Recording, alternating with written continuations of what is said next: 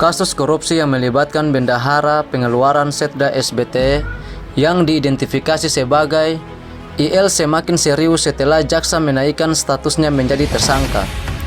IL awalnya diperiksa sebagai saksi dalam kasus tersebut, namun setelah cukup bukti yang ditemukan, jaksa memutuskan untuk menaikkan statusnya menjadi tersangka. Kasus ini berhubungan dengan dugaan korupsi dalam anggaran belanja langsung dan tidak langsung Setda SBT tahun 2021 yang dilaporkan menyebabkan kerugian negara mencapai 2.582.035.800. IL ditahan selama 20 hari di rutan kelas 2A Ambon sebagai langkah penegak hukum terhadap dugaan tindak pidana korupsi yang dilakukan.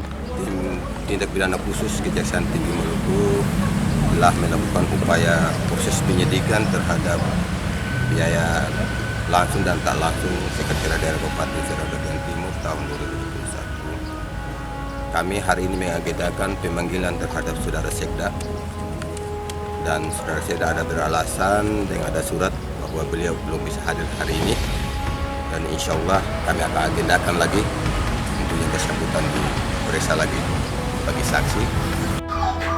Selain itu, dalam perkembangan kasus ini, Sekretaris Daerah Kabupaten Seram Bagian Timur juga akan dipanggil oleh pihak berwajib untuk dimintai keterangan terkait kasus ini.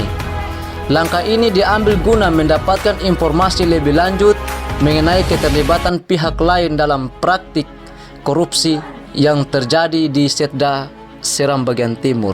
Anggaran belanja Setda SBT tahun 2021 yang mencapai 28.459.458.913 menjadi sorotan penting dalam kasus ini. Pemeriksaan lebih lanjut terhadap anggaran tersebut akan dilakukan untuk memastikan tidak adanya penyelewengan dana publik yang dapat merugikan masyarakat. Kasus korupsi ini menunjukkan upaya serius pihak berwajib dalam memberantas praktik korupsi di sektor publik. Dengan menaikkan status IL menjadi tersangka dan pemanggilan sekretaris daerah, diharapkan dapat terungkapnya seluruh fakta dan pihak-pihak terlibat dalam kasus ini.